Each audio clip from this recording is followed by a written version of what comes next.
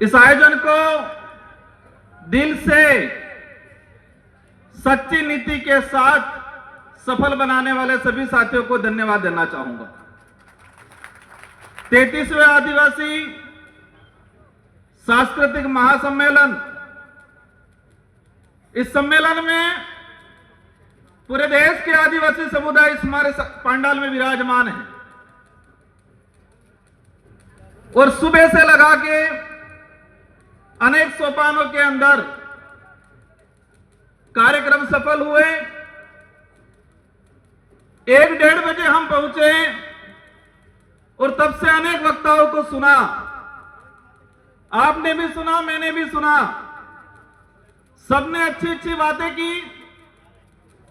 अधिकतर बातों पे तालियां बजी, अधिकतर बातों पे जयकारे लगे। एक बात कॉमन निकल के आई कि हमें संघर्ष करना है। सभी वक्ताओं की तरफ से जो बात आई उसमें एक कॉमन निकल के आई कि हमें संघर्ष करना है। और यह संघर्ष किस लिए करना है? अपने समाज के हक अधिकारों के लिए करना है, जल जंगल जमीन बचाने के लिए करना है।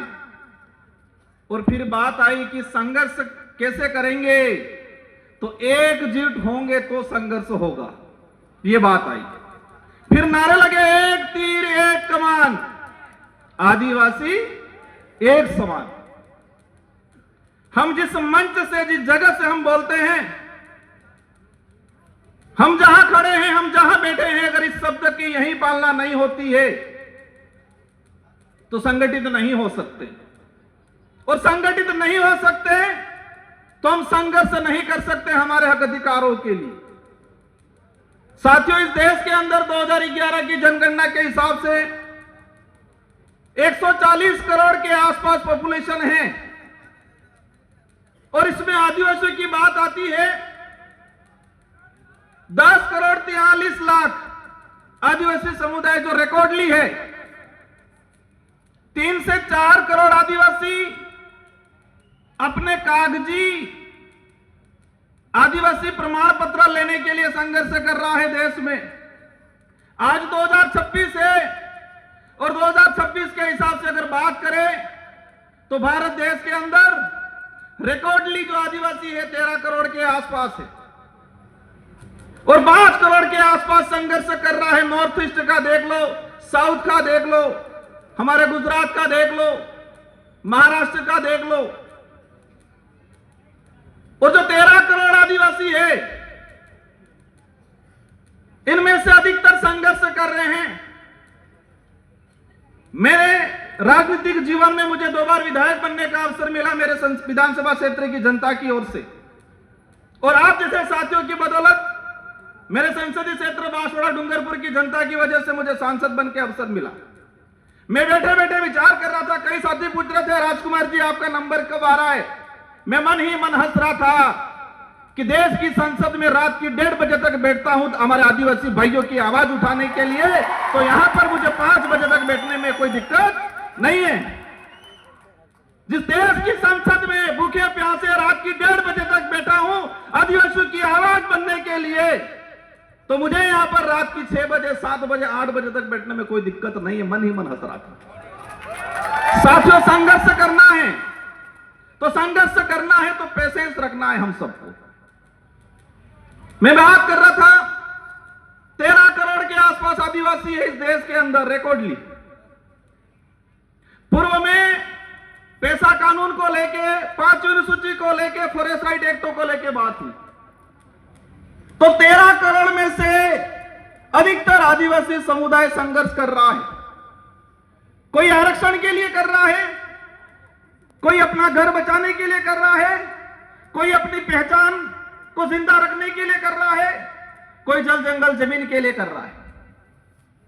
फॉरेस्ट राइट एक्ट की पूर्व वक्ताओं ने बात की, भारत देश के अंदर 25 लाख वन अधिकार अधिनियम के दावे प्रक्रियाधीन पेंडिंग पड़े हुए हैं। 25 लाख। एक परिवार में 5 सदस्य भी अगर मान लेते हैं तो 1 करोड़ 25-30 लाख के आसपास जनसंख्या हुई।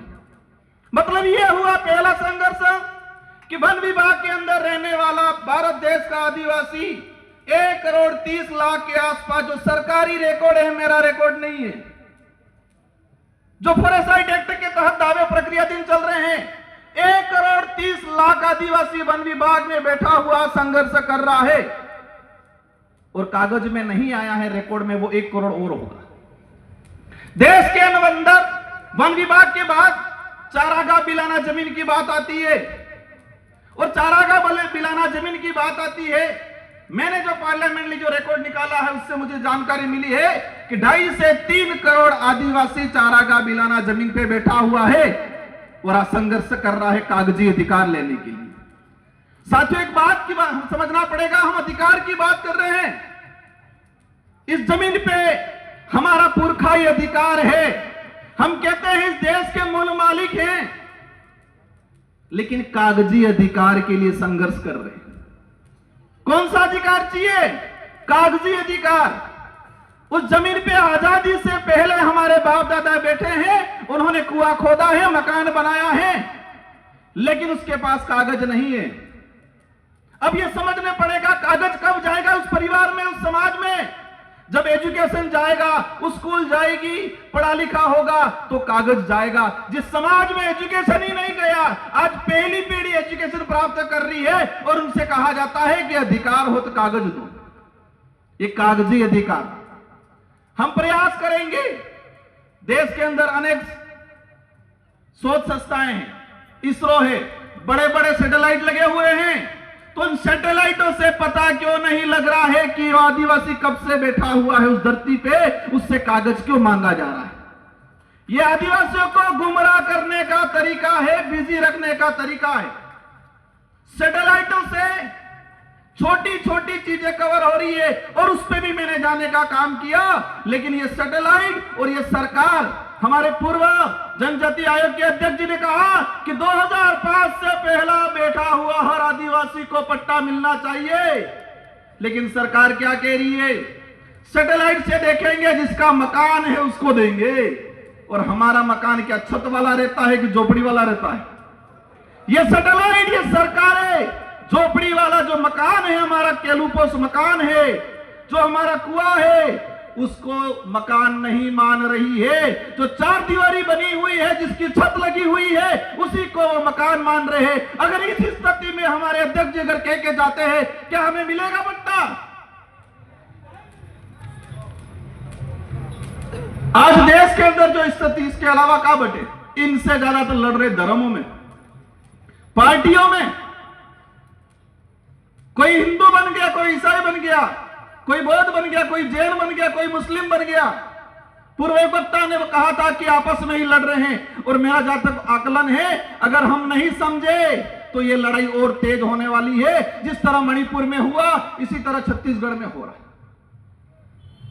आज एक चीज हमने देखी, देश के अंदर छोटी सी कुछ घटना हो जाती है, हाहाकार मच जाता है, मीडिया हो, सरकार हो, न्यायालय हो, कोर्ट हो, संज्ञान ले लेती है। लेकिन आज भारत देश के अंदर पिछले 1.5 साल में 300 से 400 आदिवासी नक्सलाइट के नाम से मारे गए। इस पे किसी ने संज्ञान क्यों नहीं लिया? इसमें यहां पर भी बात नहीं हो रही है। हम कह रहे हैं एक तीर एक कमान, तो क्या छत्तीसगढ़, झारखंड, उड़ीसा वाले आदिवासी एक तीर एक कमान के अंदर नहीं आते हैं? सलमा जुडो चला 2005 से 2008 तक छत्तीसगढ़, झारखंड के अंदर। मैंने पार्लियामेंट में क्वेश्चन लगाया, सरकार को पूछा कि सलमा जुडो चला अभियान, कितने आदिवासी मरे? सरकार कह रही है हमारे पास कोई फेंकता आंकड़ा नहीं है। इंसान मरा है, भारत देश का नागरिक मरा है, और सरकार कह रही है कि हमारे पास पूर्ण कोई आंकड़ा नहीं है। हजारों बहन बेटियों के साथ बलात्कार हुए थे सलमा जुडो में। उस समय भी अभियान यही चलाया था, नक्सली उन्मूलन। आज भी अभियान चलाया जा रहा है, नक्सली उन्मूलन। अगर नक्सली उन्मूलन होना था 2005 से 8 तक सलमा जुडो चला, तब क्यों नहीं हुआ?